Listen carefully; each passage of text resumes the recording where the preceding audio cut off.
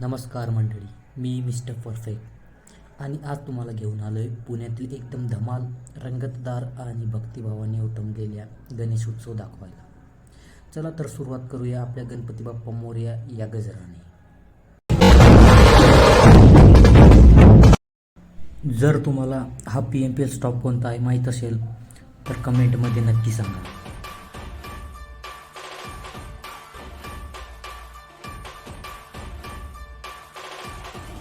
ह्या नदीजवळ येऊन फोटो तर सगळेच काढतात, पण तुम्ही या नदीचं नाव कमेंटमध्ये सांगा. आणि शेजारी हा मेट्रो स्टेशनचा जो ब्रिज आहे तो पण बघू शकता आणि इथली जी गर्दी आहे ते पण बघू शकता.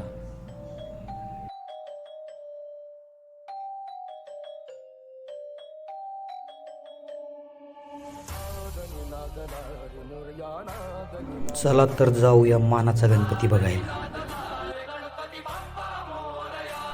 पुण्यातील गणेश उत्सव म्हणजे फक्त पूजा नाही, तर संस्कृती, कला आणि एकतेचा सोहळा. इथे प्रत्येक गल्ली, प्रत्येक चौक दिव्याने उजळून येतो आणि प्रत्येक मंडळ आपल्या गणपतीला सजवतो.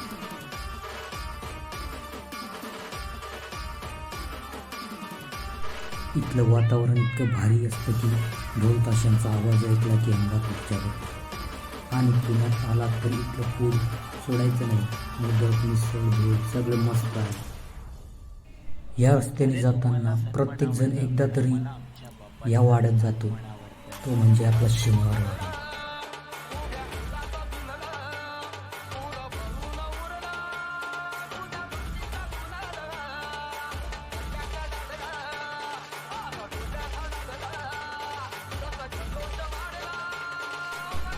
गणपती म्हणजे फक्त उत्सव नाही, तर घराघरातील परंपरा, भक्ती आहे. पुण्याच्या या उत्सवात भक्तिभाव, कला आणि एकत्र येण्याची ताकद दिसते.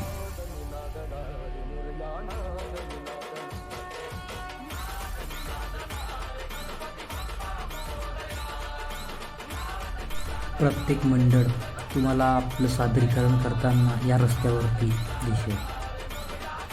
मुलं मुली सगळे मिळून या भक्तिभावात रंगतात.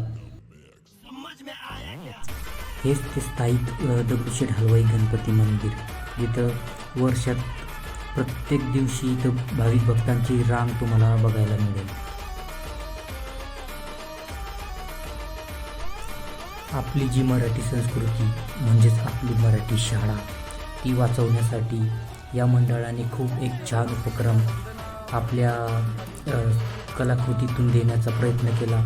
आणि मराठी शाळेच्या गणवेशामध्ये मराठी शाळा वाचवा आणि मराठी भाषा वाचवा हा एक संदेश देण्याचा प्रयत्न केला.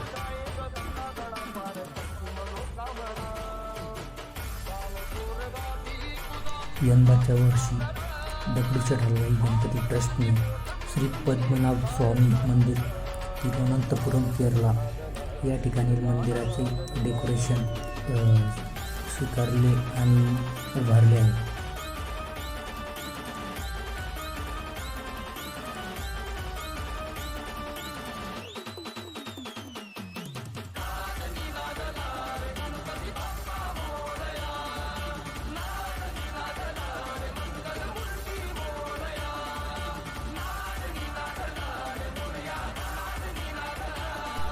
महाराष्ट्राचा एक स्तंभ म्हणजे आपले महाराष्ट्र पोलीस, जे आपलं घर सांभाळून इथे भक्तिभावाने जनतेला सांभाळतात. त्यांचे मनापासून धन्यवाद.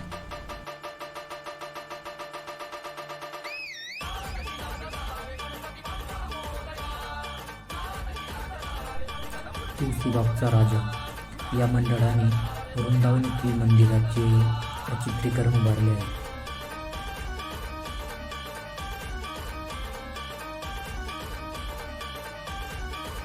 महाराष्ट्र सण आणि त्याच्यात रांगोळी ही आलीच पाहिजे.